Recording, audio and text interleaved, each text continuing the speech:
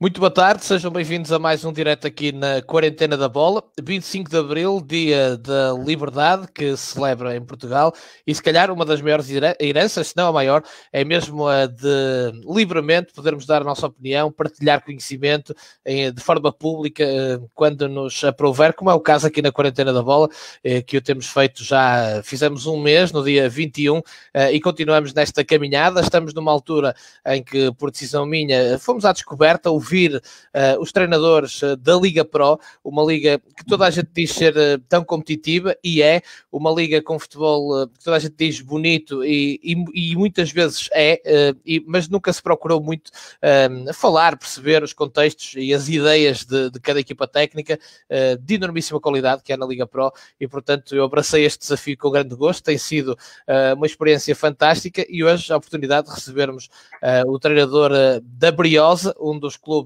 mais acarinhados do futebol português, mais respeitados do futebol português, com um peso histórico tremendo, o João Carlos Pereira, que regressou, ele próprio também ao futebol português, pela porta precisamente da Académica, um clube também que lhe diz muito. Mister, muito obrigado por ter aceito o desafio, que lhe lancei imediatamente mal falamos a primeira vez, ainda nem tinha decidido falar com os treinadores todos da Liga Pro, mas é um prazer recebê-lo aqui na Quarentena da Bola. Muito obrigado, boa tarde. Antes de mais, gostaria de agradecer o convite e de poder fazer parte deste acontecimento que tem sido importante no mundo do futebol em Portugal. Eu não estive alguns anos fora, naturalmente, e não estava tão habituado assim a que se pudesse discutir futebol de forma tão aberta. É uma das coisas que eu pessoalmente criticava em Portugal, era o facto de não olharmos, por exemplo, para a Espanha, onde eles discutem questões e conceitos técnicos, e aqui em Portugal discutiam-se questões de colaterais ao jogo e que não têm tanta importância assim, principalmente para quem quer fazer deste jogo um jogo mais evoluído e que possa trazer outro tipo de reflexões. Portanto, aqui estamos, tenho todo o prazer e espero que corresponda às expectativas. Vai responder de certeza, e agradeço muito essa introdução, porque tocou exatamente na base e na gênese da criação da Quarentena da Bola, que é isso, falar do jogo e muito menos das questões laterais e colaterais ao jogo, e por isso o meu primeiro desafio para si, Mister, eu estive obviamente a preparar aqui a nossa conversa, fui ver alguns jogos da Académica, de ontem para hoje consegui ver 2 e quase um terceiro da totalidade, e depois andei a ler muitas coisas que foi dizendo ao longo dos anos. Encontrei uma entrevista muito boa ao 00, ao Ricardo Lestre, em que diz algo que me fez refletir e que gostava que fosse o nosso ponto de partida precisamente para a nossa conversa. Eu vou ler aqui o que o Mr. João Carlos disse. Assumo que cometi alguns erros no passado quando estava a treinar equipas séniores, e muitas vezes por desconhecimento ou pressão dos resultados olhei demasiado para a organização coletiva e descurei alguns momentos o desenvolvimento individual. Assim que entrar num clube, o meu grande desafio é de obter resultados jogando de uma determinada forma, mas essencialmente ter impacto individualmente. Pergunto-lhe se foi isso que acabou por fazer e que estava a fazer até a interrupção do campeonato. Já agora, valorizá-lo bastante. Ainda hoje falava com um treinador da Liga Pro, precisamente ao telefone, e ele dizia-me que tem que ser um grande treinador para reconhecer os erros cometidos e melhorar, e faz isto o Mister nesta declaração. Isso eu salta-me à vista e sublinho e destaco, e perguntar-lhe também se o trabalho de tantos anos na Aspire, e vamos falar nisso mais à frente, em que trabalhou muito as questões individuais, o aprimorar individual, também influenciou um bocadinho essa ideia. Eu quando eu disse-o de forma sentida e inequívoca, porque a verdade é que é aquilo que eu sinto, é aquilo que eu... indo por partes, neste momento eu sinto-me um treinador muito mais bem preparado do que era quando, por exemplo, me estreiei na Primeira Liga enquanto treinador principal. Eu até chegar à Primeira Liga, eu tinha a preocupação porque eu não tive plantéis, não tinha a possibilidade de escolher os jogadores que necessitava para as minhas ideias e para o meu projeto coletivo de jogo. E então eu tinha a preocupação de perceber que Se eu queria ter uma equipa forte, eu tinha que ter melhores jogadores. E para ter melhores jogadores, eu tinha que os trabalhar. Porque, pura e simplesmente, a nossa capacidade, ou a capacidade dos clubes onde eu trabalhei anteriormente, não era suficientemente forte que nos permitisse ir ao mercado e escolher aquilo que pretendíamos. Naturalmente, a necessidade criou o engenho.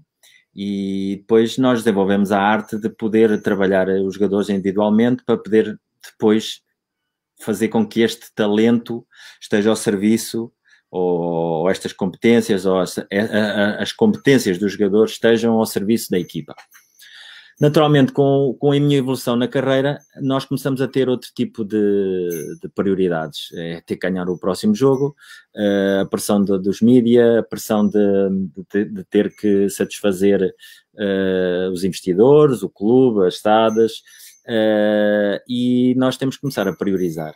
E é verdade que a determinada altura eu apenas me preocupava ou priorizava basicamente apenas as questões de organização coletiva. E descurei um bocado o trabalho individual, a relação jogador-treinador, treinador-jogador, de forma a criar uma comunicação mais fluida, ter uma relação de sujeito-sujeito e não de sujeito-objeto, que essa é um dos piores inimigos de um treinador que queira criar uma dinâmica relacional dentro de um grupo de trabalho.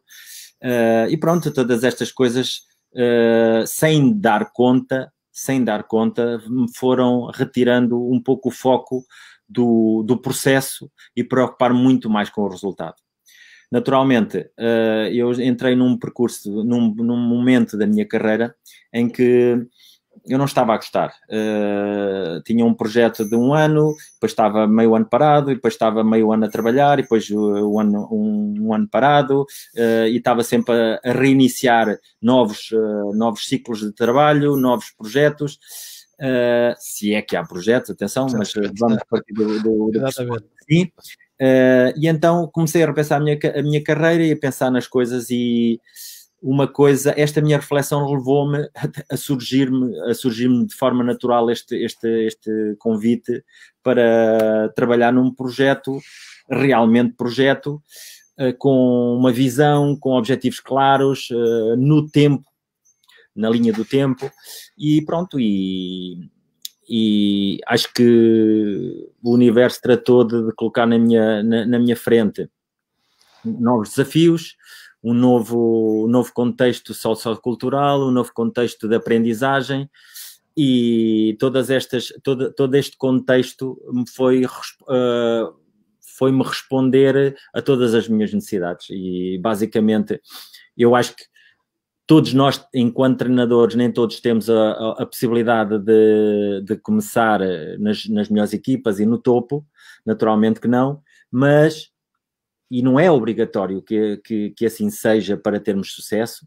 Também não é obrigatório que nós tenhamos que passar pela formação para depois chegar até ao topo. Mas, pessoalmente, eu acho que não faria mal a nenhum treinador passar pela formação. Eu gosto muito da formação, até ir para a Espanha nunca tinha trabalhado na formação, fiquei encantado com a formação, e passou a ser parte fundamental de mim perceber que eu não estava errado, apenas o contexto me desvirtuou o caminho. Portanto, eu, ao longo destes anos na Aspire, isso permitiu-me desenvolver outro tipo de valências, ir pormenorizadamente ao detalhe, e perceber que não era um passo atrás, nem um passo em falso, seria sempre um passo de forma consciente, mas um passo qualitativo. E, portanto, acho que isto responde um pouco, ou enquadra um pouco essa minha afirmação, até porque, pela minha natureza, eu sou uma pessoa, eu considero-me um eterno aprendiz. Gosto muito de aprender, gosto muito de perceber as coisas, coloco e questiono tudo. Quando jogava, eu nunca tive ou não fazia parte das minhas aspirações vir a ser treinador de futebol.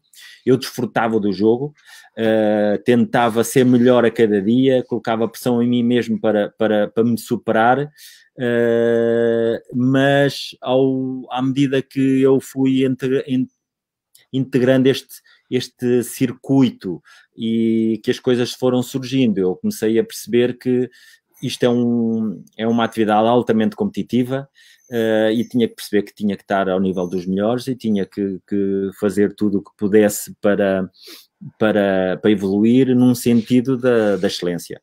Por isso eu, desde que me lembro, sempre que tinham ou férias, ou desde os primórdios da minha iniciação ao treino, sempre podia, agarrava numa mochila ou numa mala e viajava, ia para a Espanha, ia para a Holanda, ou fui para diversos países que eu achava países de referência, clubes de referência, e eu ia e estava uma semana, 10 dias, e era desde a formação até a equipa principal, de manhã à noite, e bebia tudo, falava com toda a gente, conhecia muita gente aí, e esse foi o primeiro contacto que tive com projetos desportivos dos clubes e também com a formação, mas naturalmente o meu foco era sempre o rendimento e o alto rendimento das equipas profissionais. Portanto, só um pouco para enquadrar esta minha faceta crítica em relação a erros e reflexões que eu pude fazer ao longo da minha carreira, para percebermos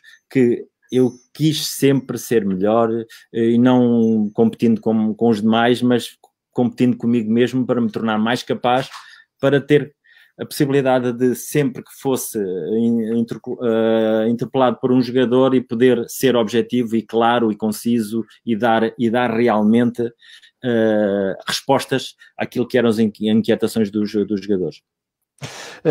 João Carlos Pereira, e já vou às perguntas que nos estão a colocar, muitas sobre a Académica, obviamente, já lá vamos. Vamos continuar aqui neste pequeno enquadramento que queremos dar à sua carreira e a esta evolução, a esta maturação, se quisermos. Quando diz também que não se sente bem se um jogador passar por si e não sair melhor, ou não sair com algo novo, independentemente do estado da carreira desse jogador, pergunto se isso também influenciou a forma como olha para o treino, em relação ao que era uns anos atrás, sendo que foi sempre um treinador conhecido por ser inovador e até por criatividade nos exercícios. Eu falei com alguns jogadores que trabalharam consigo e disseram isso, mas pergunto se teve impacto, por exemplo, como olha para o treino, e também no tal jogar que preconizava, se também obrigou a algum tipo de nuance, digamos assim. Sim, sem dúvida. Todos nós somos fruto das nossas vivências passadas e dos contextos por onde vamos passando. Ao longo destes anos eu te privei de perto com pessoas talentosas, pessoas competentes, muitas delas treinadores de topo no futebol mundial, até porque as equipas de topo, os treinadores de topo passaram de uma forma ou de outra pela Aspire, e porque aquilo tornou-se um polo aglutinador de inovação, de conhecimento, e fazia parte naturalmente do projeto do futebol qatari, de atrair não só tecnologia de ponta, mas também trazer as pessoas mais notáveis ao Qatar, falar com os treinadores, fazê-los perceber o nosso contexto, para que, assim, de uma forma muito objetiva e clara, para promover também a organização do Mundial. E, portanto, eu fui aproveitando tudo isto, e não há dúvida nenhuma que neste momento, no meu microciclo semanal de treinos, eu reservo espaços para trabalho individual, que infelizmente nem sempre tanto quanto eu desejaria, ou mais aprofundadamente tanto quanto desejaria, mas a seu tempo lá chegaremos, até porque este é o caminho para mim, não faz sentido voltar para trás. Da mesma forma como a nossa equipa técnica prepara uma semana de trabalhos e define objetivos claros, não só para trabalharmos em relação às nossas ideias e ao nosso modelo de jogo, também definimos objetivos claros em relação ao tipo de adversário que vamos defender pela frente. Logo, à partida, vamos juntar a esses objetivos também objetivos individuais a alguns jogadores, ou às vezes até só por linha, mas que são objetivos claros e que nos ajudam a criar algum detalhe e que podem ser uns fatores, elementos que podem ser críticos de sucesso no jogo.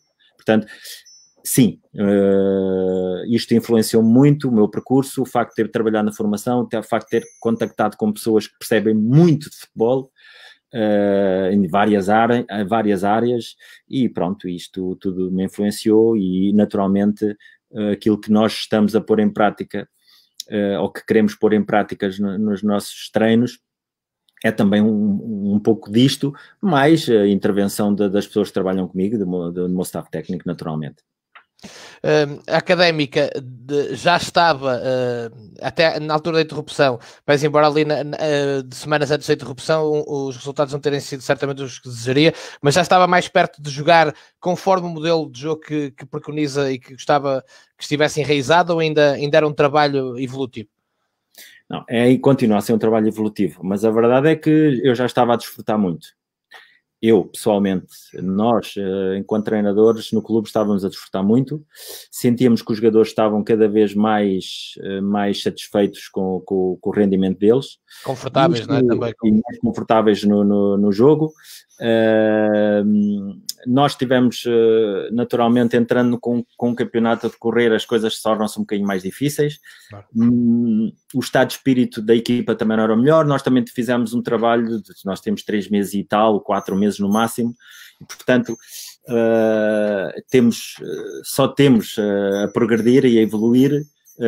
Mas sim, estávamos muito satisfeitos com a forma como a equipa estava a jogar, e mais, eu quase que me atreveria a dizer que qualquer adepto da Académica que vá ao estádio de Cidade de Coimbra desfruta dos nossos jogos, porque realmente estamos a ter uma boa intensidade, jogamos com critério, temos uma equipa que percebe, identifica bem os momentos do jogo, como pode superiorizar-se aos obstáculos que o adversário nos cria, como pode criar superioridades para poder fazer progredir a bola na baliza, quando acelerar o jogo.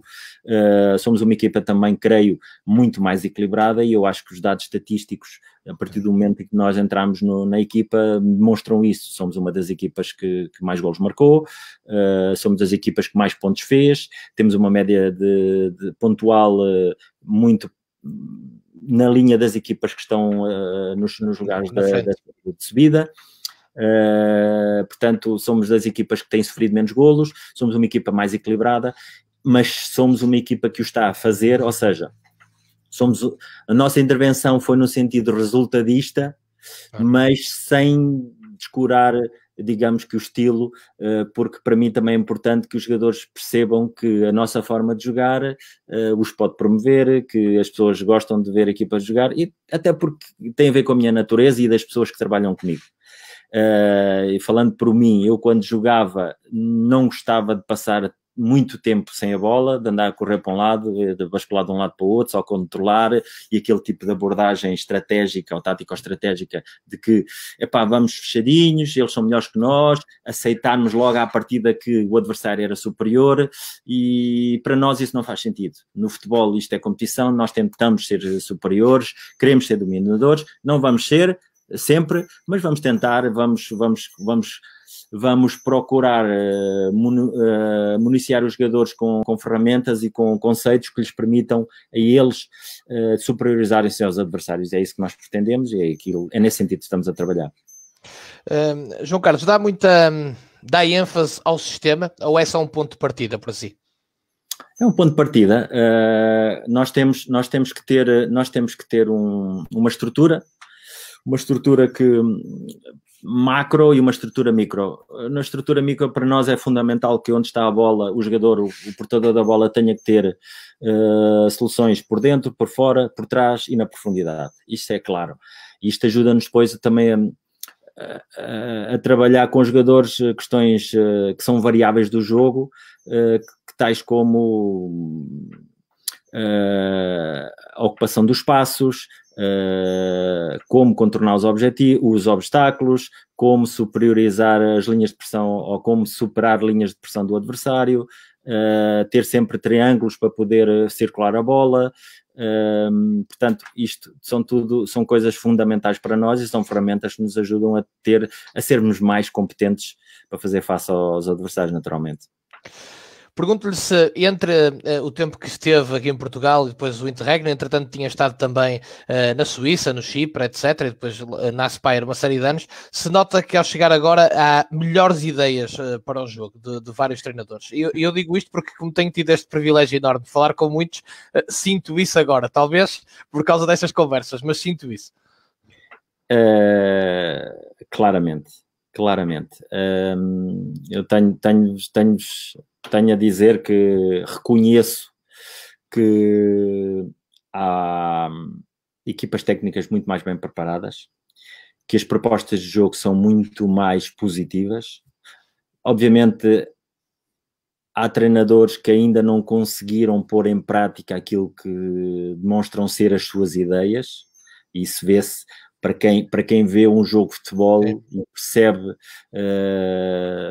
que não vê só aquilo que está à frente dos olhos, percebe que por trás ou está um bom treinador, alguém que domina detalhadamente e pormenorizadamente o jogo, ou alguém que ainda está à procura de poder dar aquele salto que lhe permita ter realmente impacto com as suas ideias no desfecho final do seu rendimento.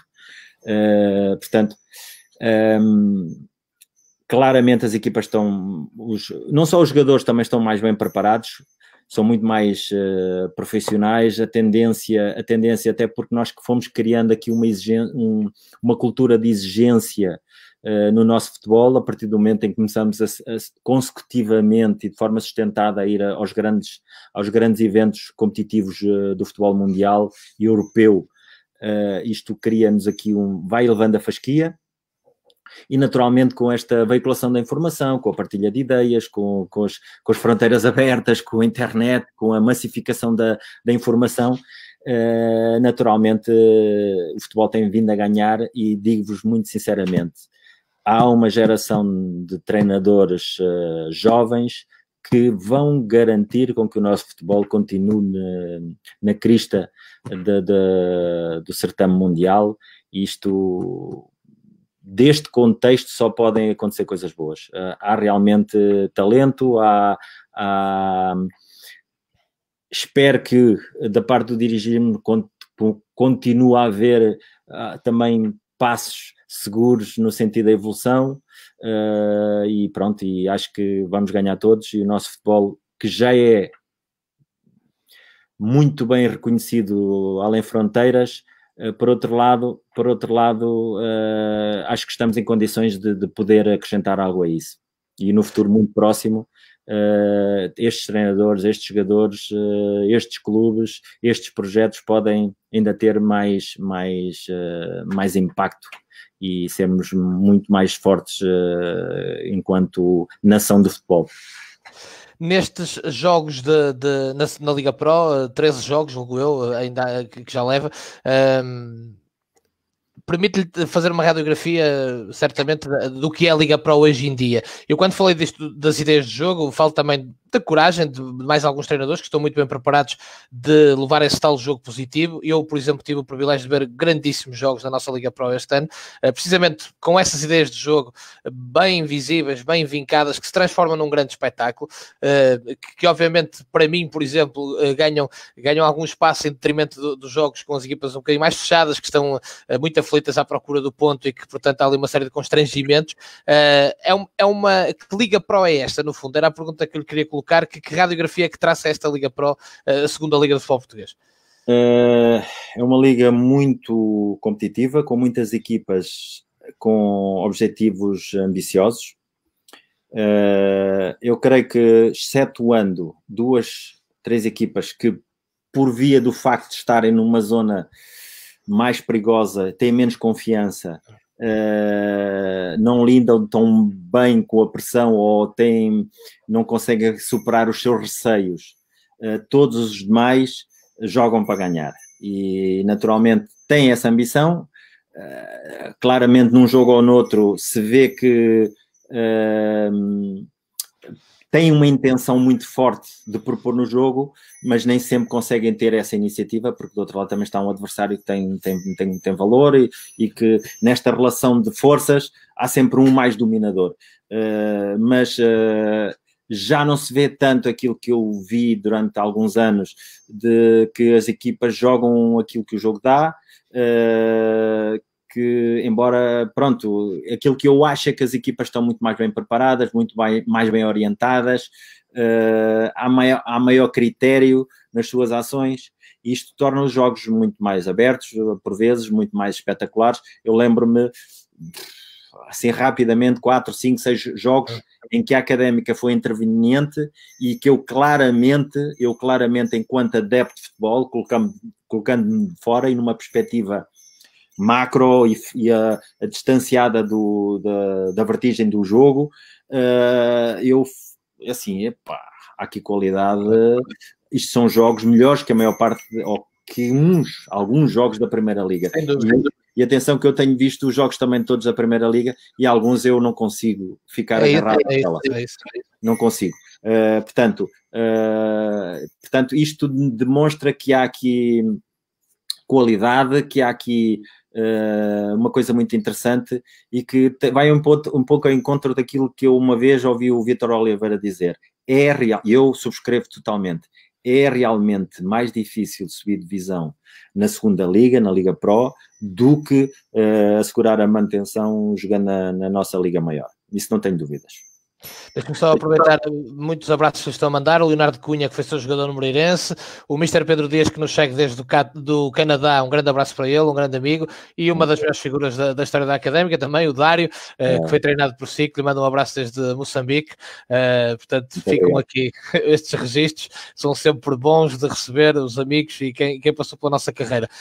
Tocou aí num ponto interessantíssimo que eu tenho debatido muito com muitos treinadores que tenho falado, que é como é que olha para o jogo quando lá está o adversário está na posição de dominância, porque tem qualidade para isso, sabendo que o João Carlos gosta que a sua equipa tenha bola e que jogue esse jogo, que chegue à baliza dessa forma também, que não chegue só por chegar, não é? Podemos dizer assim, ou sem saber como, mas quando está numa posição em que é o adversário que tem mais bola, como é que lida com isto? O que é que trabalha para essa situação? Porque realmente a Gênesis está em estar numa posição dominante, mas nem sempre é possível, não é? Sim, felizmente não nos aconteceu muito. Aconteceu-nos em 1 ou 2 jogos, nomeadamente num deles em que no início, ou quase no início da segunda parte, ficámos com menos um jogador e aí não tivemos grandes hipóteses, até porque do outro lado estava uma equipa de grande valor e tivemos que abdicar um pouco do nosso bloco mais subido, tivemos que ter um compromisso maior em tornar a equipa mais compacta, mais consistente defensivamente e tentar aproveitar um pouco aquilo que são os espaços que o adversário nos permitia. Não é uma coisa que me agrada, eu detesto, não gosto, fico, mesmo quando ganho e ganho dessa forma, eu fico doente, porque tem a ver com a minha maneira de ver o jogo. Para mim o jogo só faz sentido se eu tiver a bola e se tiver 90% ou 95%, utilizando bem a bola a dispor, para mim tanto melhor.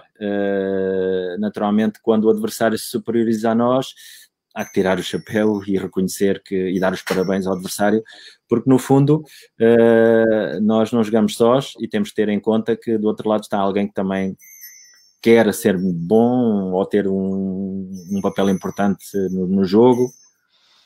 E é desta confrontação de forças que todos saímos melhores e vamos crescendo. É uma equipa treinada e trabalhada pelo João Carlos, pela sua equipa técnica.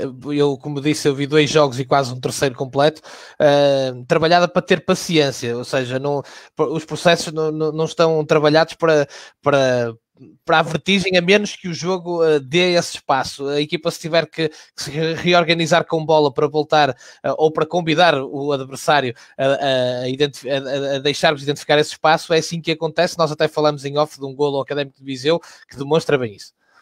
Sim, sem dúvida. Os nossos jogadores gostam de jogar. E quando jogamos todos.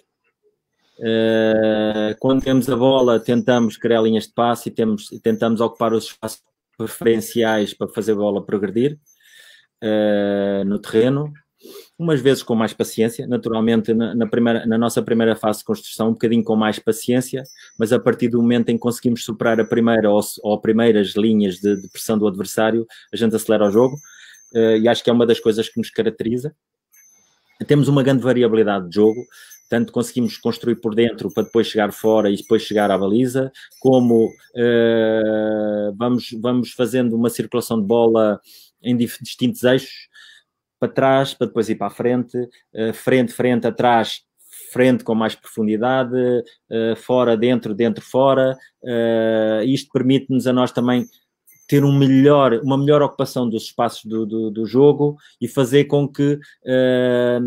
porque o nosso objetivo não é começar a construir num corredor e acabar nesse corredor. Nós construímos num corredor para chegar ao outro. Ou seja, vamos à procura das superioridades, vamos à procura dos espaços, e o nosso jogo, ou o nosso critério assenta essencialmente numa primeira fase de construção paciente, criteriosa para superar a linha de pressão do adversário e a partir daí perceber onde é que estão as superioridades, sejam elas de que natureza forem, e tentar ferir o adversário. Temos tido sucesso nisto. Naturalmente ainda temos um grande caminho para percorrer, mas temos que os nossos jogadores têm que estar muito satisfeitos pelo rendimento que têm conseguido obter, porque a verdade é que nós temos jogado com alguma qualidade, temos sido sempre uma equipa que discute os jogos olhos nos olhos com os nossos adversários. Isto só é possível porque o jogador realmente tem os jogadores de grande qualidade, jogadores inteligentes, jogadores com grande compromisso coletivo e têm a ambição de jogar e ter iniciativa e também não se sentem bem se não jogarem bem. Portanto, acho que há aqui um alinhamento que nos permite, a nós, equipa técnica e jogadores, irmos em busca daquilo que nós pretendemos, que é ganhar jogos, mas de uma forma muito, muito própria ou muito nossa. Mister, olhando para os resultados e os adversários, desde que entrou, portanto há aquele jogo com o Famalicão que é para a taça, depois Vila Franquense, que ainda perde por 3-2, mas depois tem a tal sucessão que no total até lhe dá das melhores médias de pontos da prova, mas os maus resultados estão, e era aqui que eu queria chegar, as derrotas. Nacional da Madeira, que é primeiro, Feirense, terceiro classificado, nesta altura, né? Estoril Praia, quinto, e o empate ali com o Mafra, também a 0, também é um empate com Leixões, mas para chegar aonde? Os resultados piores estão com as equipas do topo da tabela, tem a ver com o facto de essas equipas estarem, sei lá, com o processo mais consolidado, foram detalhes, consegue-se fazer essa extrapolação ou foi um acaso, digamos, competitivo? É um pouco disso tudo. O processo deles está muito mais consolidado, é verdade. Também é completamente diferente nós irmos jogar à Madeira contra o Nacional do que jogarmos em Coimbra. Pronto. E também é muito diferente irmos jogar à Feira do que jogarmos em Coimbra e irmos jogar ao Leixões do que jogarmos em Coimbra, porque naturalmente nós, se formos analisar o nosso percurso, desde que chegámos à Académica, os nossos resultados em casa são quase que imaculados. Portanto, ganho quase sempre, empatámos um jogo. Portanto, isto afere um pouco do nosso rendimento e da nossa qualidade. Naturalmente que esses jogos são jogos que podíamos perfeitamente ganhar. Até porque os resultados foram sempre muito escassos, não é? Portanto... Em qualquer um deles. O jogo na Madeira está um bocado desvirtuado pelas condições climatéricas, e que foi um jogo de muito vento, era impossível jogar melhor. Naturalmente nós na primeira parte em cima do Nacional, porque tínhamos o vento pelas costas e eles não conseguiam sequer ligar o jogo a partir de trás, mas a verdade é que nós também atacámos mais e melhor na segunda parte e tínhamos o vento contra, porque naturalmente o Nacional, num livre lateral, uma bola que com grande mérito acaba por entrar para dentro da baliza, um livre lateral muito longe. Com a ajuda do vento, a bola entra dentro da baliza e a partir daí o jogo joga-se outro tipo de jogo. O Nacional mais em espera, em contenção, e nós a termos que assumir o jogo e arriscámos aquilo que tínhamos que arriscar, e creio que se o jogo tem sido um empate ou uma vitória da Académica, era perfeitamente aceitável, porque nós realmente estivemos fomos ao encontro da natureza do jogo e conseguimos adaptar às circunstâncias do jogo, e acho que estivemos bastante bem. Todos os outros jogos no Estoril... Agora vamos para numa situação... Foi aqui uma pequena quebra de internet, mas sim, estava a falar do Estoril. No Estoril perdemos no último minuto, quando o mais natural era... O Estoril não nos merece ganhar, mas aceitava-se um empate, mas pronto, o futebol é isto. Na feira nós somos claramente dominadores do jogo, mas o nosso adversário, num lance em que nós não fomos suficientemente competentes, não conseguimos controlar bem a profundidade, e um passe longo, a bola acaba dentro da área, há um penalti. Portanto, ou seja, nós, se avaliarmos bem estes jogos, não nos podemos queixar do nosso rendimento.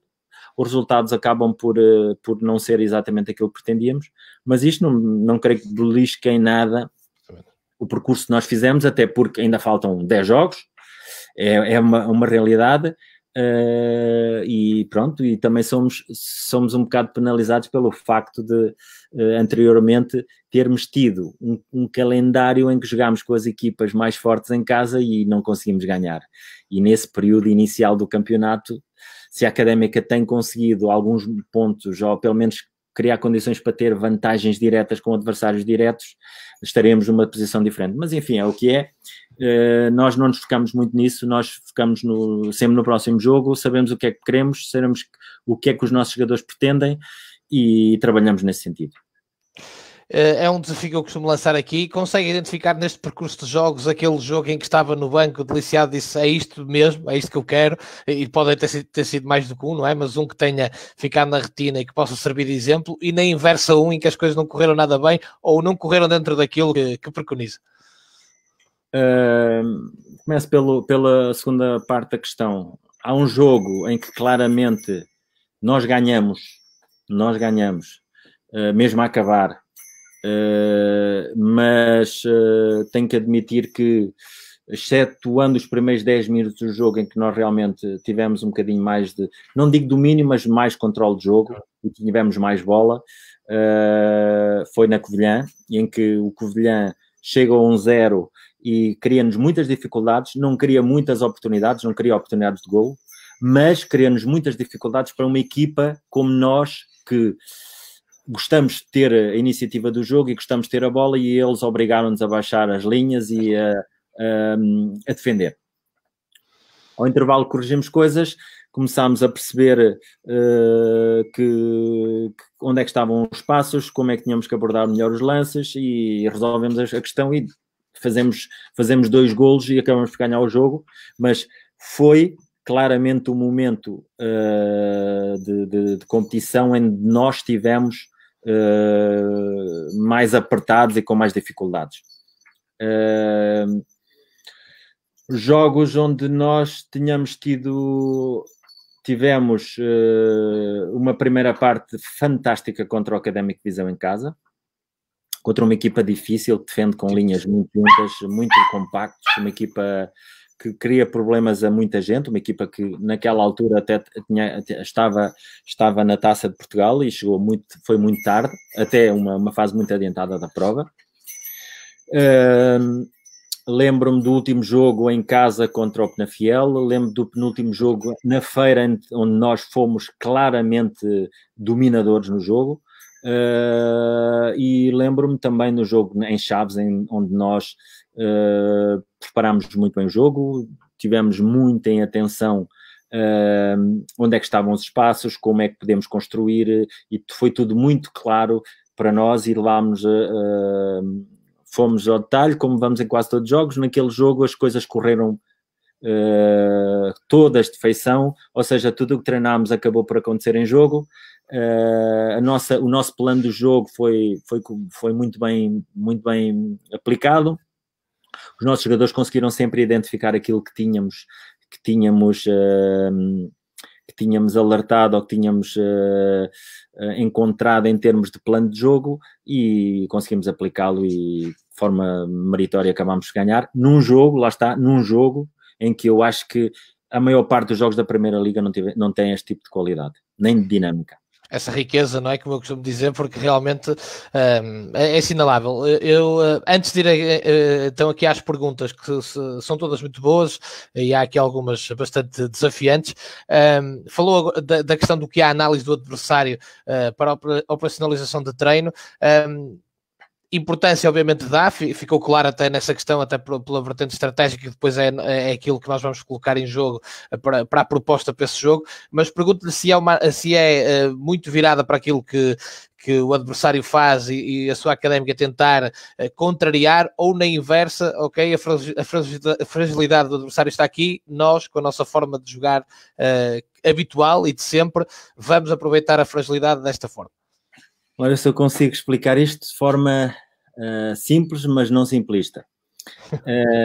Damos muita importância àquilo que o nosso adversário propõe no jogo. Analisamos sempre diversos jogos para podermos ter uma noção clara daquilo que são os comportamentos padrão do nosso adversário. Mas nunca desvirtuamos a nossa forma de jogar, nem os nossos principais princípios da nossa forma, ou do nosso jogo. Isto para dizer que, como dizem os ingleses, it takes two to a tango. Ou seja, nós não jogamos sozinhos. E para nós é muito importante percebermos que tipo de adversário está pela nossa frente. Pressiona com 2 na frente, no nosso pontapé de baliza, por exemplo. Que tipo de comportamentos defensivos têm esses 2? São agressivos? Qual é que é deles o mais agressivo? Pressionam 2 nos 2 centrais? Ou pressionam os 2 fechando o espaço interior e depois fazem um salta no central e o outro fecha a linha de passe para o 6, para o nosso pivô? Podemos ligar por dentro ou temos que ir por fora? E depois a partir daí nós tomamos decisões. E isto transportamos, isto partindo do princípio que o jogo é 11 contra 11, o espaço é sempre o mesmo e os nossos adversários, uns têm uns comportamentos, outros têm outros. Há uns que sobem o bloco e marcam-nos homem a homem, e há outros que metem um bloco intermédio e esperam para a nossa primeira ação para depois ter um determinado comportamento, e há outros que pura e simplesmente deixam-nos construir e baixam o bloco e esperam por nós. E nós, de acordo com isto, temos que não só criar condições para ir superando linhas, mas também para irmos criando condições para poder superar essas linhas de forma criteriosa e com qualidade. Por exemplo, se nos apertam, e eu lembro-me de ter esta conversa com os nossos jogadores no início, mas eles vão-nos pressionar em cima e vão-nos marcar homem a homem no pontapé de baliza. Perfeito. O espaço de jogo é igual, logo o espaço vai estar no outro lado. Portanto, vamos ter que aproveitar esse espaço. E num destes jogos que eu aí falei, por exemplo, em Chaves, nós entendemos que o nosso adversário era muito agressivo na pressão, subia linhas para encurtar e nós metemos bola nas costas. Naturalmente, isso aconteceu-nos também contra o Mafra em casa, que é uma equipa altamente impressionante, que sobe linhas, encurta espaços e nós metemos bolas nas costas. Ou seja, não desvirtuamos a nossa forma de jogar, ou os nossos princípios maiores do nosso jogar, porque um dos princípios é o princípio da progressão.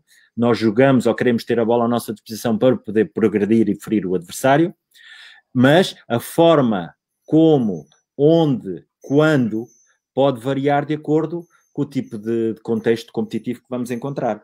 Partimos do princípio que jogam 10 contra 10, se na primeira linha eles metem 4 contra 4 nossos, e não ainda a questão da superioridade criada pelo guarda-redes, porque para nós o guarda-redes também é fundamental.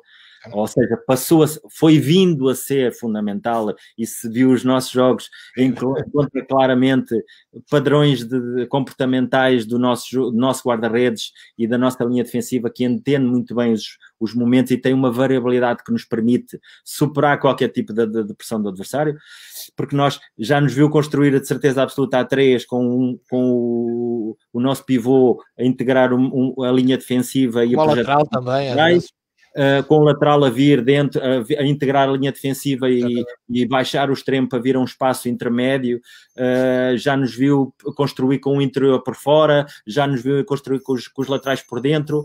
Porquê? Porque vamos dando, no nosso processo de treino, vamos criando ou recriando circunstâncias de jogo ou situações de jogo, cenários de jogo, que nos permitam depois com que os nossos jogadores autonomamente tomem as decisões que acham que devem tomar. Vimos, por exemplo, viu seguramente em alguns jogos um dos nossos centrais a integrar a segunda linha. Sim. E os lateral a baixar, ou um dos centrais, um dos médios a vir na zona dele. Portanto, temos aqui uma grande variabilidade. Mas isso não é formatado, é tal liberdade não que é depois formatado de maneira nenhuma. Nós trabalhamos com repetições qualitativas que nos permitem depois que os jogadores entendam situações como, ok, eles colocam-te à partida desta forma, que tipo de comportamentos temos que ter? Ok, no centro do jogo ou na primeira linha temos que ter uma superioridade numérica, ou então quem é que vamos optar por trazer? Um interior, um pivô dentro dos centrais e abrir os centrais, ou preferimos fixar com o máximo de jogador, com o mínimo de jogadores lá na frente, fixar o máximo de jogador deles para criar superioridades por fora, ou no meio da estrutura deles, e aí nós jogamos com isto. Ou seja, não desvirtuamos o nosso jogo, mas criamos condições para que consigamos, com a tal paciência, ir superando linhas até chegar a vantagens posicionais, a vantagens ou superioridades numéricas, a vantagens qualitativas, porque no fundo aquilo que nós pretendemos é progredir com a bola, com a equipa junta até o último terço e chegar a jogadores que tenham qualidade e talento que nos possam depois, com um contra um, sem superioridade numérica, desbloquear a tal ação individual que também quero privilegiar agora, não é? A tal ação individual de um jogador que tem a capacidade para isso, para desbloquear o jogo. Sim, basicamente é um pouco isto. O que os nossos jogadores começam a perceber que têm que se separar do adversário para poder encontrar canais de entrada da bola. Muitas das vezes o adversário tem a sensação que nos está a marcar, mas basta um passo ao lado e a bola, ao entrar com a recepção com o pé mais afastado, com o controle orientado, superamos logo uma linha de pressão, e a partir daqui é tentar perceber como mover o adversário para depois movermos a bola criteriosamente. Basicamente é isto. Mister, porque tem a ver com o que estamos a falar, o Alexandre Leitão pergunta-lhe, numa análise ao adversário que irá defrontar, a análise é feita a quantos jogos anteriores desse adversário? Vai variando, mas 4, 5, uma coisa é clara, quando nós vamos jogar no domingo, ou quando vamos jogar com o nosso próximo adversário, nós já tivemos a análise do adversário preparada e já temos a semana de treinos preparada com objetivos claros em relação ao adversário antes de jogarmos esse jogo. Ou seja, o jogo que o nosso adversário for realizar no dia em que nós realizamos o nosso jogo anterior, apenas vai servir para nós darmos uma olhada e percebermos se mantêm regularidades comportamentais ou se há aqui alguma coisa que nós temos que ter em conta para acrescentar ao nosso modelo de jogo. Basicamente é isto e depois trabalhamos nisto. Ora, muito bem, a pergunta do Mr. José Alexandre Bruno, que está em direto da Ucrânia a seguir-nos, já foi respondida, Mr. Portanto, depois pode ouvir o que respondeu o Mr. João Carlos Pereira, que tem a ver com o aumento do nível competitivo da segunda Liga. Depois, o Pedro Bolsas, que faz agora parte, como se sabe, além de ser o mentor, o lateral esquerdo, é assim que eu até lhe costumo chamar, que está a trabalhar com o professor Jesualdo, pergunta, e voltamos aqui atrás da nossa conversa, mas uma pergunta muito interessante, até que ponto se sente influenciado pelas tertúlias, partilhas com a escola espanhola, nomeadamente Xavi, Raul, etc. Antes de mais, um abraço ao Pedro, que é um adepto do bem jogar. É verdade. E saúde aqui a sua integração na equipa técnica do professor João Ferreira, que não podia ter escolhido melhor. E este é um dos rostos evidentes de que há talento nas novas gerações e que o futebol português está bem entregue. É é verdade que todos nós somos o que somos, mais os contextos onde estamos. E não tenho dúvidas nenhumas que o facto de ter passado longas horas e privado perto, algumas vezes até integrando os treinos com eles, desse tipo de pessoas, mas muitas mais, naturalmente me foram algumas vezes provocando reflexões, outras vezes acrescentando ou apropriando-me de ideias, porque eu não sou um ladrão de ideias, eu não gosto da expressão roubar ideias, eu aproprio-me de ideias.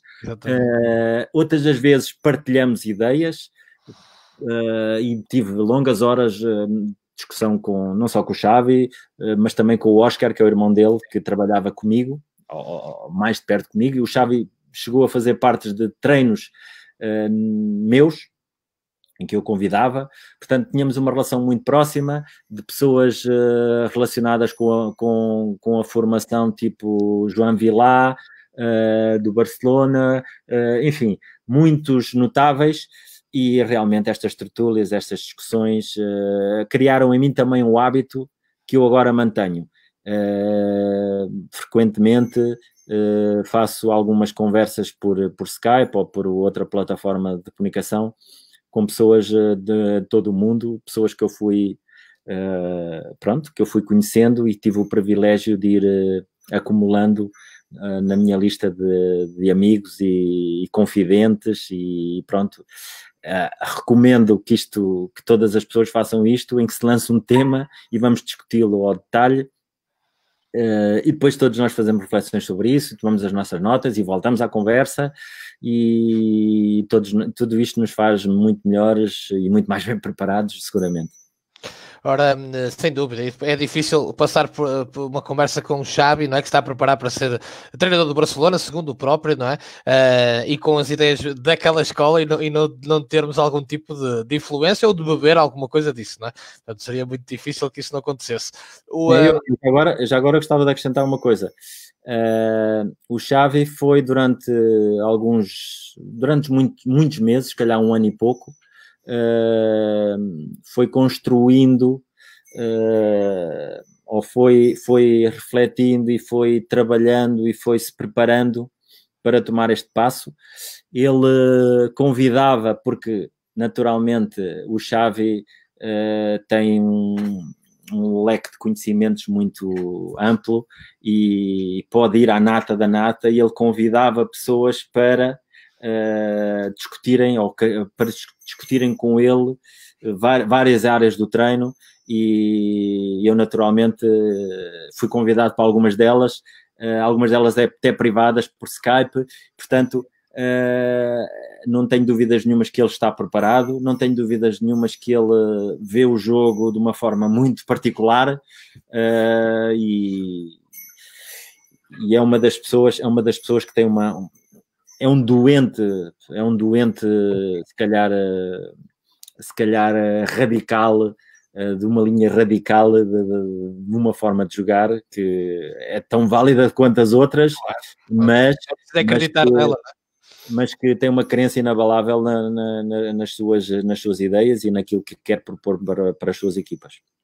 Ora, o Laurindo Filho, que também faz um excelente trabalho aqui no Facebook, com a sua página Futebol Apoiado, tem uma questão também bastante interessante, que é, quando chega, não é, à Académica, qual foi o seu principal foco na preparação do seu primeiro jogo oficial? Se a parte mental, processo defensivo, as bolas paradas ou o seu processo ofensivo? Qual foi a sua primeira prioridade, digamos assim? Tivemos como prioridade principal ou prioritária trabalhar tudo. Ou seja, não fomos a detalhes, fomos a princípios macro. E prescrevemos, se bem me lembro, exercícios que tinham uma grande complementaridade, ou seja, nunca a organização ofensiva pura, mas sim a organização ofensiva com transição defensiva, e nunca a organização defensiva pura, mas sim a organização defensiva com a transição ofensiva, e tentámos reduzir o tempo ou o número de estímulos, de forma a não massacrar muito, e naturalmente sim, trabalhando com aspectos volitivos, com aspectos mentais, das emoções, porque acho que isso faz uma grande diferença e porque a Académica também nesse momento vivia um momento de desconfiança, os jogadores não tinham a sua autoestima no sítio certo, tinham perdido um pouco a confiança. Naturalmente que este jogo da Taça é um jogo com um cariz diferente. E era o Famalicão também, não é? Que é uma equipa... Não? O Famalicão, e nós fomos jogar o jogo pelo jogo, acho que foi um jogo dividido. O Famalicão acaba por ganhar... e temos que dar os parabéns ao Famalicão, mas houve questões que não foram muito claras e que nos podiam ter permitido discutir o jogo de uma forma diferente, mas pronto, o erro faz parte do jogo e naturalmente tirámos boas ilações desse jogo e fiquei claramente com a ideia que eu tinha massa e tinha recursos para poder avançar com as minhas ideias, porque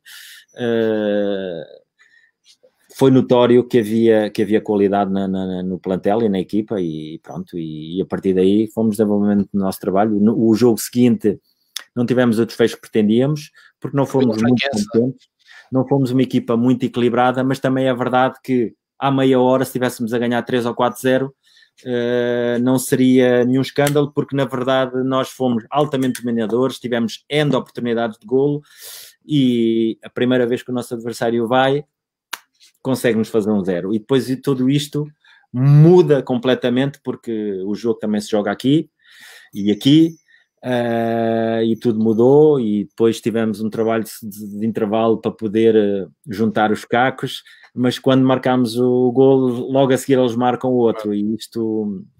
Mas também nos permitiu perceber outras coisas, permitiu-nos perceber que a nossa equipa nunca se iria render a qualquer desfecho, queria lutar sempre por mudar o rumo das coisas, e isso foi uma boa base de trabalho para projetar a equipa para outras coisas. Esses 2 jogos deram acima de tudo para identificar exatamente o que é que tinha e o que é que ia ser possível fazer, não é? Portanto, e acabou logo a seguir por entrar numa série excelente de resultados. Há aqui 3 perguntas que dá para fundir numa só. Eu vou ler as 3 para citar quem as fez e mandar um abraço a todos eles, e obrigado pela participação. Francisco Lobo, que é precisamente de Coimbra e por isso mesmo da Académica, um grande abraço para ele. O que é que falta à Académica para chegar aos lugares que dão possibilidade de subir à Primeira Liga? O Márcio Pinto diz, sendo a Académica um clube de renome e bastante estruturada, será o próximo ano o grande objetivo regressar à Primeira Liga. O Francisco Branco coloca a questão pela base, esta Académica está preparada para uma subida a curto prazo, portanto dá para fazer a mescla. Vou tentar responder a todos de forma concisa. É assim, a Académica está preparada estruturalmente para subir à Primeira Liga, naturalmente, porque não se conseguem apagar tantos anos de história em 2 ou 3 ou meia dúzia que seja de segunda liga, primeiro. A Académica é um dos clubes grandes ou clubes históricos do nosso futebol. Voltar à Primeira Liga é um objetivo, claramente, embora tenhamos que reconhecer que os nossos recursos neste momento não são os mesmos que alguns dos nossos competidores. Ou seja, nós, por exemplo, em janeiro, tal como uma grande parte das equipas da segunda liga, pelo menos de meio da tabela para baixo, ou ainda menos de meio da tabela para cima, perceberam que podiam chegar ou podiam ter ambições naturais nesta liga, e foram ao mercado e contrataram muitos jogadores, e nós não podemos fazer o mesmo, fomos só compor com situações pontuais. Portanto, acho que isto responde ao facto de o clube não tem os mesmos recursos que outros adversários, mas não tendo recursos também podemos ter ambição e podemos ter uma vontade férrea de conseguir atingir os objetivos. Temos que nos organizar, nos estruturar, sermos mais inteligentes, chegarmos primeiro, porque eu continuo a acreditar que não é apenas o dinheiro que nos faz desenvolver projetos com qualidade e com capacidade para atingir objetivos. Na questão da próxima época, o Francisco Sobral pergunta-lhe como é que vê o seu próprio futuro dentro da Académica. É assim, eu não tenho pensado muito nisso, embora frequentemente as coisas, pronto, chegam-nos à cabeça por uma simples razão, porque eu quando estou a trabalhar num clube, eu tenho como hábito de não pensar apenas neste jogo. Eu tento enquadrar o meu comportamento profissional no prazo. E mesmo que só tenha contrato até ao final da época, como é o caso. Portanto, eu acabo o contrato no final desta época, mas trabalho sempre com vontade de não comprometer o próximo passo. Trabalho sempre vislumbrando ou tendo uma visão daquilo que vai ser o futuro a seguir. Portanto, vamos ver o que é que as coisas vão dar. Eu já tive algumas conversas com a direção, nomeadamente com o presidente. Tive um almoço com ele em que abordámos isto. Naturalmente eu não o entendi como um convite formal, mas falámos da época seguinte, naturalmente. Depois já tivemos mais uma outra conversa esporádica e eu estou convencido que no tempo certo as pessoas se abeirarão de mim para conversarmos sobre isto, sobre este tema também, embora, é assim, eu sou profissional, eu naturalmente eu estou no mercado, como estamos todos, inclusive nos dias de hoje até há equipas que vão buscar outros treinadores e pagam uma enorme quantidade de dinheiro para poder assegurar os serviços de outros treinadores, portanto, nós temos de estar preparados para tudo e é assim que eu encaro as coisas. Mister, também já respondeu à pergunta do Sérgio Carvalhinho, que se enquadrava nisto. Há aqui mais algumas questões interessantes. O Ricardo Soares fala sobre quando explicou aqui do trabalhar, treinar na formação. O treinador e a pessoa necessitam de evoluir nas suas competências, mas existe contexto económico. A formação em Portugal é ótima, mas não há condições para o treinador conseguir dedicar-se totalmente a esse mesmo projeto, o que nos obriga a aspirar rapidamente a chegar a um nível profissional. Portanto, pede o Ricardo Soares, que está neste contexto, algum conselho que possa deixar ligado a esta temática, processo do amadorismo ao profissionalismo, não é? Para um treinador, claro. Ser amador ou ser profissional, para mim, tem muito a ver com a nossa mentalidade e o nosso estado de espírito. Eu ainda me lembro quando comecei a treinar na 3ª divisão, no Marinhense, exatamente, em que eu tinha outra atividade, mas às vezes estava até à 1, 2, 3 da manhã a preparar treinos e a preparar outras coisas, e a preparar jogos. Da mesma forma como costumo dizer aos jogadores, muitas das vezes somos uns campeões perdendo, ou somos uns vencedores porque temos atitude de vencedores perdendo.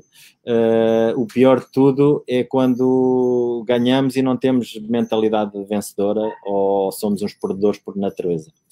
Portanto, eu acho que acima de tudo todos nós sabemos o que é que podemos fazer para nos tornarmos melhores e mais capacitados e mais competentes. A informação está disponível. Acho que tudo depende apenas de nós. Tudo depende de nós. Naturalmente, quando chegamos a um determinado patamar, é importante que alguém nos acompanhe no caminho, é verdade. Mas, acima de tudo, não nos podemos estar a queixar da falta de dinheiro, da falta de tempo, dos pelados, disto, daquilo. Aquilo que nós temos ou podemos fazer nós próprios para que nos coloque, ou todas as ações que possamos realizar, que nos coloque nesse caminho ou nessa linha, nós temos que as agarrar e vamos a isso. Tem que ser assim. E a competência constrói-se. Sem dúvida, e sempre a evolução. O Pedro Rodrigues pergunta ao amigo João Carlos Pereira quais são as grandes diferenças da segunda liga em relação à primeira, e que o seu trabalho seja valorizado como merece. Um abraço ao Pedro, mas se é possível estabelecer esta diferenciação entre o que é treinar na primeira liga ou na segunda?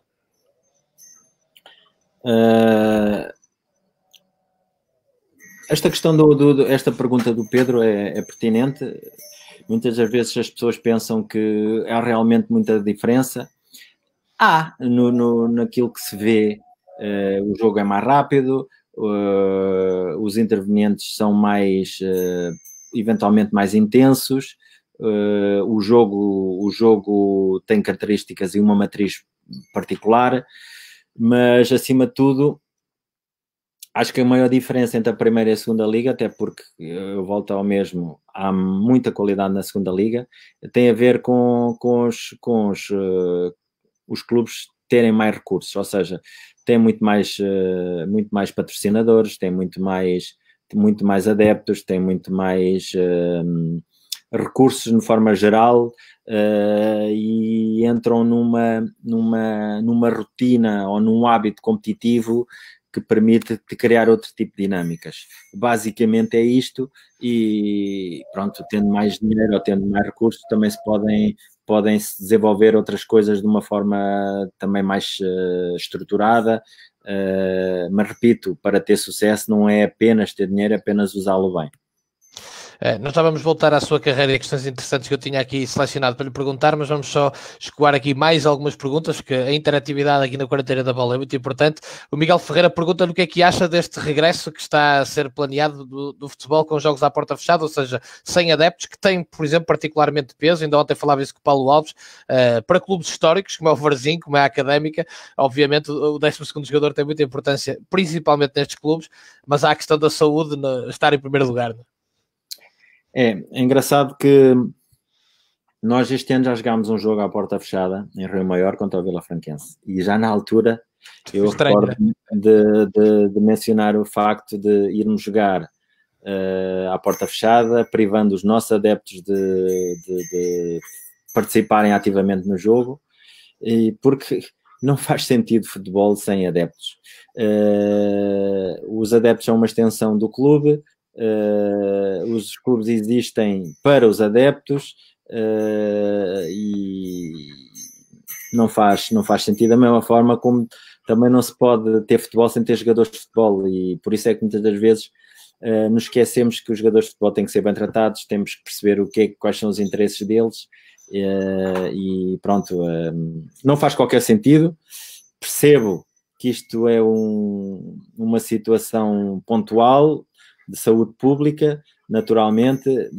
Se me perguntam, eu acho que não deveriam de haver jogos à porta fechada, porque o futebol, acho até que um dos segredos de sucesso do futebol aqui, da La Liga, por exemplo, ou da segunda Liga Espanhola, da Premier League ou da Premiership em Inglaterra, acho que um dos maiores segredos do sucesso destas ligas é o facto de terem os estádios cheios, e tudo o que advém daí, ou seja, e as consequências que vêm daí, de terem mais receitas, mais intervenção do público, mas os jogos tornam-se muito mais entusiasmantes, os jogadores expressam-se no limite das suas potencialidades, porque realmente o 12º jogador é uma figura que não surge por acaso, e todos os jogadores rendem mais se estiverem num contexto que os possa facilitar a essa criatividade, a essa atitude comportamental, e jogar com estádios com uma boa moldura humana, ou jogar com estádios com um apoio incondicional, transporta o rendimento, ou supera, ou faz os jogadores superar-se e aumenta o rendimento das equipas, não tenho dúvida nenhuma. Mister, o Francisco Martins pergunta-lhe, especificamente na Académica, mas podemos levar isso para a sua experiência como treinador, porque lhe aconteceu mais vezes, como é que um treinador gera uma questão de chegar a uma equipa, um clube, cujo plantel não escolheu nenhum jogador, e até em muitas situações até nem conhece nenhum jogador na sua forma de trabalhar? Qual é o maior desafio aqui? É arregaçarmos as mangas e pormos mãos à obra. Naturalmente que é um trabalho que eu e a equipa técnica temos que levar a cabo, e até aproveito a oportunidade para reconhecer o trabalho muito valoroso e de competência dos elementos desta equipa técnica. Eu só tinha trabalhado apenas com um deles, até à data, e todos eles me têm surpreendido. Tenho saudades deles e creio que eles sentem o mesmo, que da dinâmica que nós tínhamos criado. Realmente estamos alinhados nas nossas ideias e fizemos um trabalho muito intenso de análise dos nossos jogos, fazer um estudo comparativo daquilo que eram as nossas ideias, aquilo que era aquilo que a equipa apresentava, os padrões comportamentais que apresentava. Fomos tentar ao máximo conhecer os jogadores no campo, ou seja, em contexto competitivo, e pronto, e começámos a trabalhar sobre isso. Depois é claro que a nossa capacidade para entender o jogador na sua verdadeira dimensão e ir aos detalhes dos seus comportamentos também nos ajuda, pronto, a criar aqui um conhecimento mais aprofundado dos jogadores. Ou seja, o processo de reconhecimento ou de conhecimento dos jogadores também é muito mais rápido.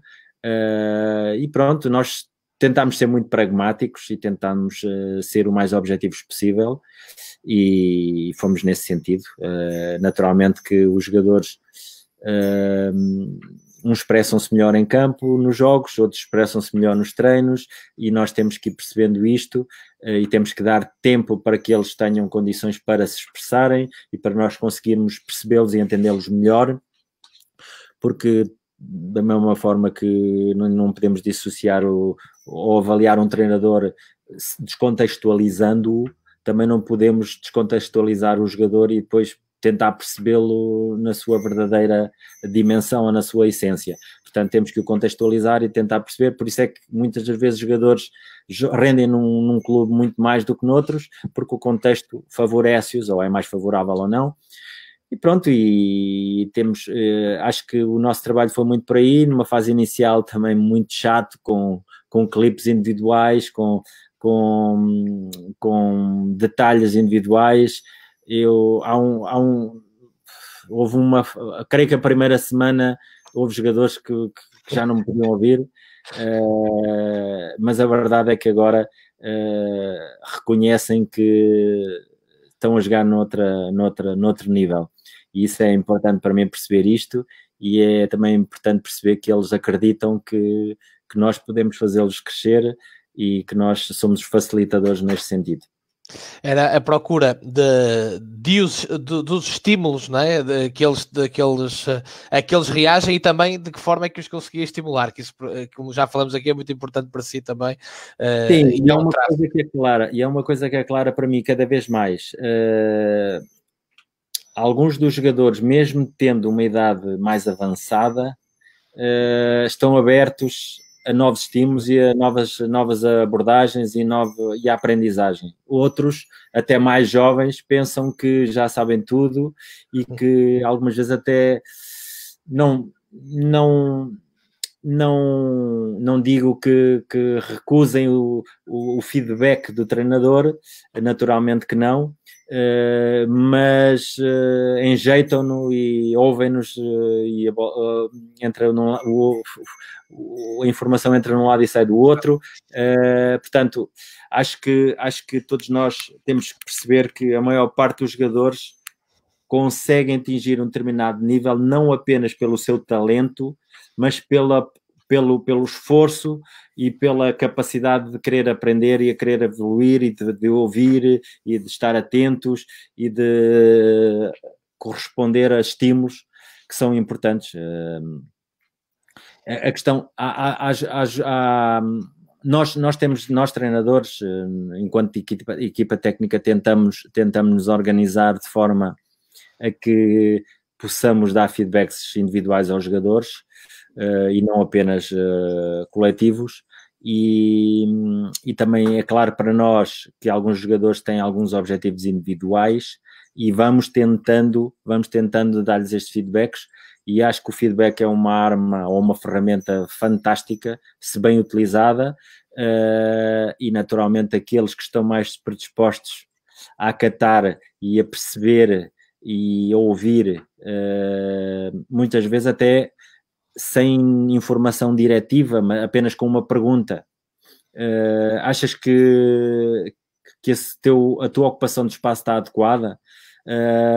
O que é que tu foste aportar ao jogo do teu colega? O que é que tu criaste aqui? Aumentaste o teu espaço ou diminuíste o teu espaço? Aumentaste o espaço do teu colega ou diminuíste o espaço? Roubaste-lhe tempo ou criaste-lhe condições para ele poder passar a bola em melhores condições que é que recebeu? Este tipo de perguntas muitas das vezes faz com que os jogadores se tornem mais conscientes no processo de treino e fá-los crescer, até porque alguns deles têm uma fixação pela bola e são atraídos para a bola e nem olham para as referências e siga e vêm de frente para a bola e não se orientam adequadamente. Por exemplo, nós temos a preocupação de construir para trás e se a bola está no guarda-redes e se o nosso número 6 se aproxima do guarda-redes para vir pedir a bola, só lhe vai levar pressão, só lhe vai diminuir o tempo. Se ele quer, e nós fazemos questão disso, se ele quer ser uma opção válida, tem que se mostrar para a bola, mas nunca na mesma linha do guarda-redes, sempre numa linha diagonal, de forma a poder controlar e ter poder olhar nas 4 direções e poder controlar para poder com o jogo e dificultar a pressão, porque se eu venho na linha do guarda-redes, trago pressão, eu passo para o guarda-redes, joga para mim, eu só posso fazer uma coisa, é devolver. Porque se eu recebo com os apoios paralelos e mal orientado para o ataque, só há um comportamento que tenho que ter, é devolver a bola. E quando devolvo a bola, o meu adversário continua a pressão, porque é fácil ir pressionar. Agora, é muito mais difícil pressionar se vem aqui e depois tem que mudar de direção e ir buscar e fazer a pressão ao guarda-redes que está numa linha mais afastada e não na mesma linha. Por exemplo, estes são pormenores e são detalhes que nós tentamos aproveitar todos os exercícios para que os jogadores integrem esta linha de comportamental de que temos que tentar ser melhores, temos que tentar perceber e otimizar os posicionamentos, otimizar as nossas trajetórias e trazermos valor acrescentado à nossa forma de jogar e que isso nos permita superar adversários e superar obstáculos. Vamos ter aqui uma pergunta do Sander Guerreiro, que também é treinador. Um abraço para o Sander. Na sua opinião, qual o melhor dia para dar folga? Logo no dia a seguir ao jogo ou depois de um treino de recuperação e folga depois? Esta é uma questão que é sempre alvo de grandes... gera discussão, é subjetiva. Eu normalmente prefiro dar folga a seguir ao jogo por questões emocionais e também culturais, mas por exemplo, nós já fizemos jogos a meio da semana e não pudemos dar folga e fizemos treino de recuperação no dia a seguir. Portanto, acho que o treinador, enquanto gestor do processo, tem que perceber qual é que é o melhor caminho e o que é melhor para a equipa e para aquele contexto, acima de tudo. Do ponto de vista fisiológico, naturalmente, há alguns princípios que temos que respeitar, mas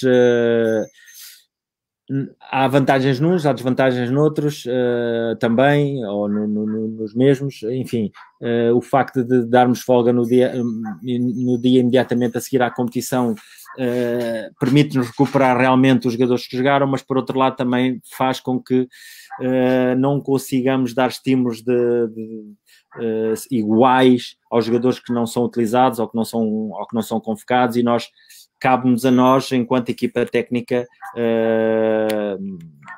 criar condições para que as coisas, que consigamos assegurar que quando recomeçamos o próximo ciclo de treinos, que os jogadores estejam mais ou menos no mesmo nível e, portanto, ou que nós consigamos compensar este tipo de situações. Mas eu, por uma questão de preferência, embora reconheça que não é uma verdade absoluta, por questões culturais e questões também emocionais, prefiro talvez treinar, ou seja, dar um dia de folga a seguir à competição.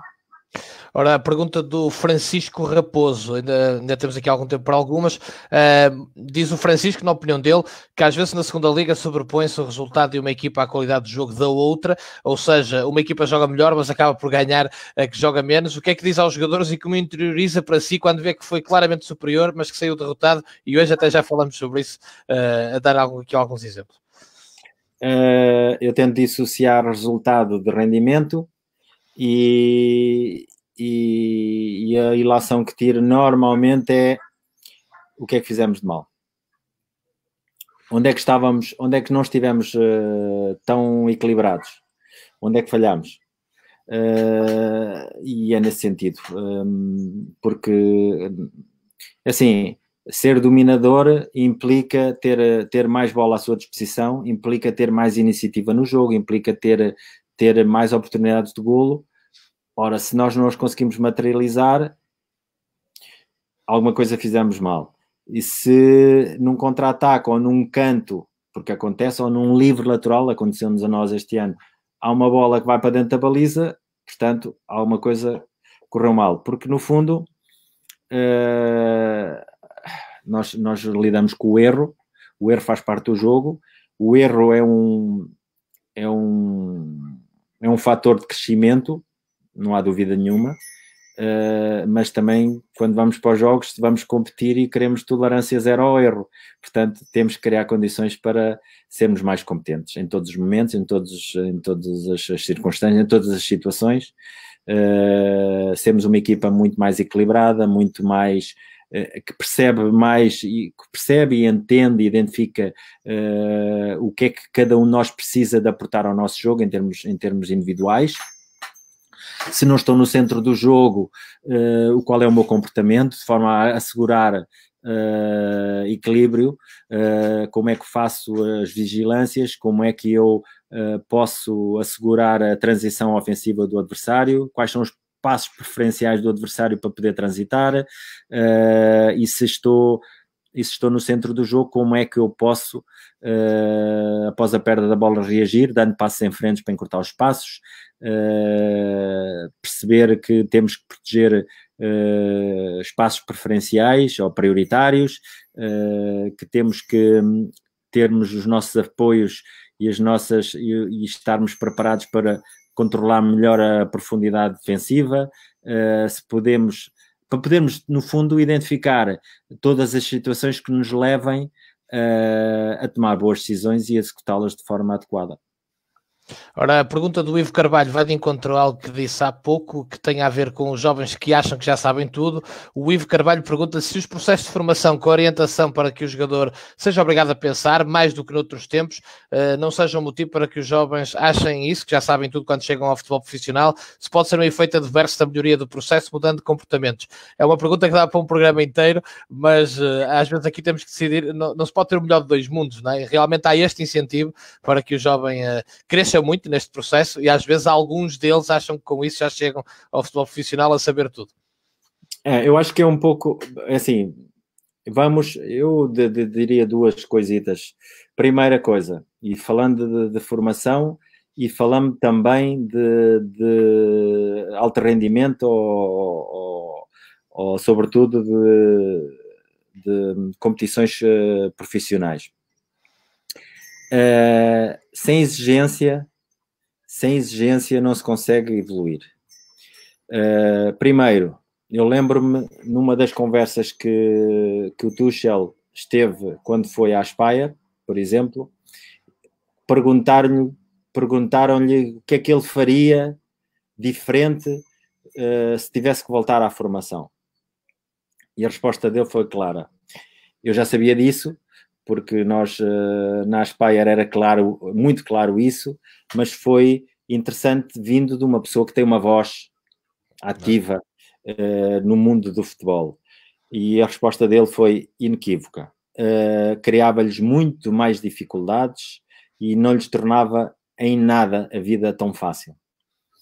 Porque é fora do conforto que se cresce, é colocando obstáculos no caminho que as pessoas encontram a arte e o engenho para poder superar, além de que têm que construir uma mentalidade e uma estrutura mental que lhes permita fazer face à adversidade e contextos menos confortáveis ou menos favoráveis. Essa é a primeira. A segunda,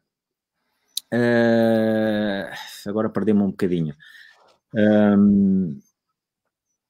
Pode-me só elucidar. A questão aqui tem a ver com o facto de se orientarmos os atletas... O processo de treino para a tomada de decisão. Exatamente. Eu gosto de muito abordar os treinos com uma relação sujeito-sujeito. Os jogadores jogam por nós, os jogadores tomam as suas decisões, nós fornecemos-lhes ferramentas, mas construímos caminhos em conjunto. Nós, com os nossos exercícios, propomos ou criamos ou recriamos cenários que têm objetivos claros, propomos coisas, ensinamos ou explicamos aquilo que pretendemos atingir e como, e os jogadores depois vão ter que, de forma inteligente, encontrar os seus caminhos e tornar as suas inter-relações, as suas ligações dentro do campo em algo criativo e algo que nos permita ter eficácia e eficiência. Eu considero-me, ou nós na Académica consideramos como uns facilitadores, nós propomos coisas, damos pistas e os jogadores seguem o seu caminho e tomam decisões e nós suportamos-las quando elas são bem tomadas, quando elas não são tão bem tomadas chamamos a atenção, às vezes até na hora com os feedbacks, outras vezes até no dia a seguir, porque acontece muitas das vezes, a seguir vamos rever o vídeo do treino, tiramos as nossas reflexões, cortamos clipes e volta e meia lá estou eu a chateá-los ou a chatear um ao outro com um ou outro clipe sobre esse tipo de questão, porque no fundo as nossas vivências ajudam a conformar a nossa informação de forma a que no futuro possamos tomar decisões muito mais ricas e muito mais eficazes. Portanto, o processo de treino tem que ser desafiante, tem que ser estimulante, tem que ser aberto, porque o jogo é dinâmico, o jogo não é linear, e é nesse sentido que nós abordamos, que é a nossa abordagem metodológica. Antes de terminarmos, duas perguntas ainda, não vamos ter tempo para mais. Hugo Sequeira, qual a importância que dá aos fatores psicológicos numa equipa de futebol, sendo que é uma área ainda pouco explorada em Portugal, na opinião do Hugo? Muita importância, até nos exercícios, nomeadamente neste tipo de coisas. Exigência máxima sempre. Os jogadores têm que trabalhar com o hábito, ou ter o hábito de trabalhar não só com intensidade, mas em complexidade. Quando nós criamos exercícios e os colocamos em superioridade ou em inferioridade, eles também têm que encontrar soluções para esse tipo de cenário, esse tipo de problemas.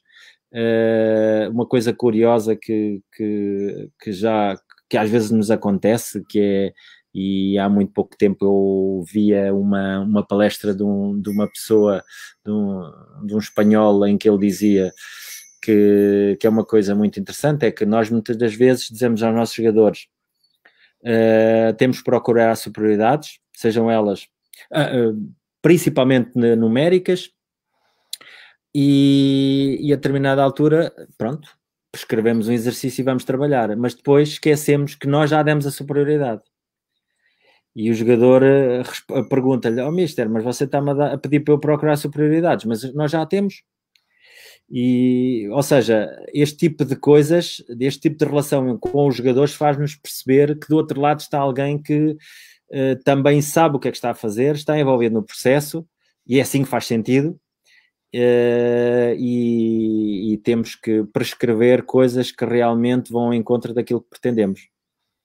Ora bem, antes de terminarmos, e indo ao encontro da pergunta do Ayrton Andrade, o João Carlos, fora de Portugal, além da Aspire e do Qatar, que já falamos amplamente durante esta nossa tertúlia, tem aqui a experiência no Kuwait, uma experiência no Chipre e uma experiência na Suíça, todas elas muito dispares no que diz respeito à cultura dos países, mas também à cultura do jogo. Portanto, perguntar o que é que isso aportou, que João Carlos Pereira veio diferente depois disso tudo, porque às vezes também acabamos por perceber o que não queremos ou por onde não queremos ir com algumas experiências, não é? É verdade. Primeiro fui perceber espaços culturais distintos, com idiosincrasias diferentes, com matrizes de futebol diferentes.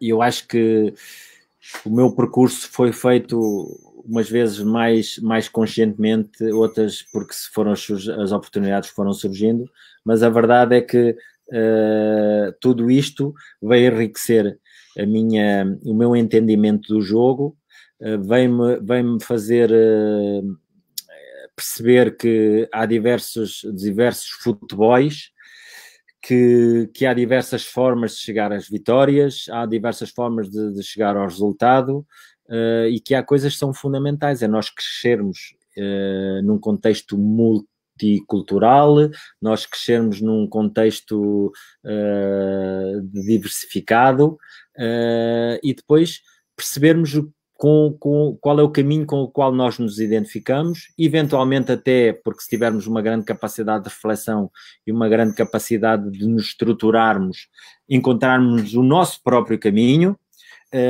e desenvolvermos as nossas ideias, e sermos fiéis a elas, e acreditarmos até ao fim nas nossas ideias, e estarmos suficientemente abertos para reconhecer que às vezes temos que nos desviar um bocadinho para chegar ao outro lado, ou ao mesmo lado. A experiência no Kuwait em particular, trouxe-lhe algum episódio curioso, algo que possa partilhar? Vários, não é?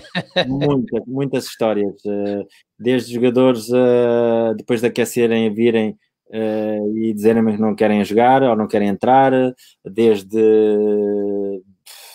situações de jogadores que nós, por exemplo, o campeonato jogava-se quase todo num espaço geográfico curto, porque é um país pequeno e as equipas estão quase todas concentradas num espaço com alguma densidade. E então nós saímos do nosso estádio, que era o espaço, a zona de concentração, e íamos para o jogo e parávamos em um ou dois sítios, ou três. E eu inicialmente, mas estamos ali a parar porquê?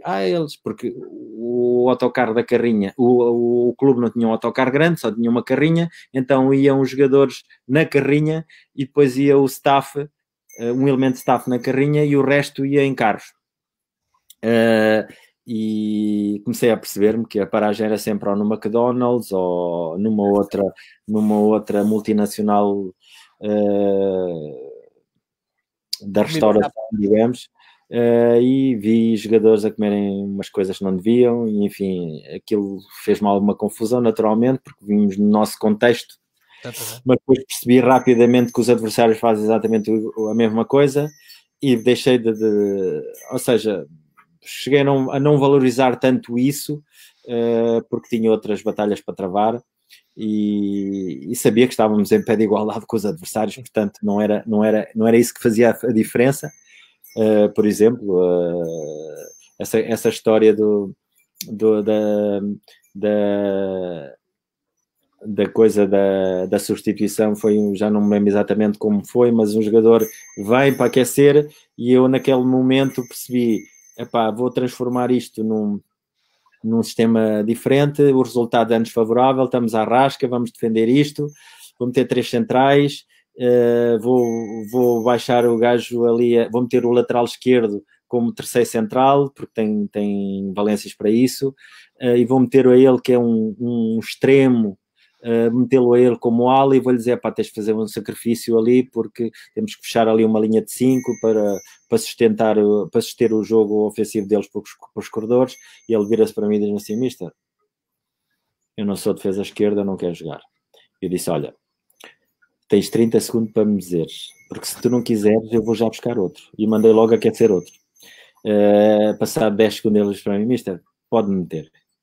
Portanto, este tipo de situações são engraçadas e também nos coloca à prova, porque nós às vezes salta-nos a tampa e naquela altura saí-me com muita tranquilidade e resolvi um problema que poderia ser um potencial conflito, e resolvi um problema, mas são particularidades muito próprias. E cresce-se com tudo e aprende-se com tudo, não é? Até com essas coisas, porque nos desafiam, não é? No fundo, todo o percurso que eu fiz me foi acrescentando não só conhecimento, mas também me aportou muito mais maturidade, muito mais clarividência. Da mesma forma como nós olhamos agora cada vez mais para o nosso modelo de jogo como algo, acima de tudo, para valorizar a bola e valorizar o talento dos jogadores, também é importante para mim perceber que a maturidade é determinante na nossa tomada de decisão, na forma como gerimos os nossos grupos, na forma como lidamos com potenciais conflitos, percebermos como as relações se alimentam e não se cortam as ligações ou se queimam pontes. Portanto, nós vamos crescendo com todas estas coisas naturalmente. Mister, foi um enorme prazer, um privilégio estar consigo à conversa este sábado e agradecer-lhe a disponibilidade e por mais esta hora e meia, portanto 90 minutos mais descontos, hora e 35 de grande partilha, que é isso que nos move.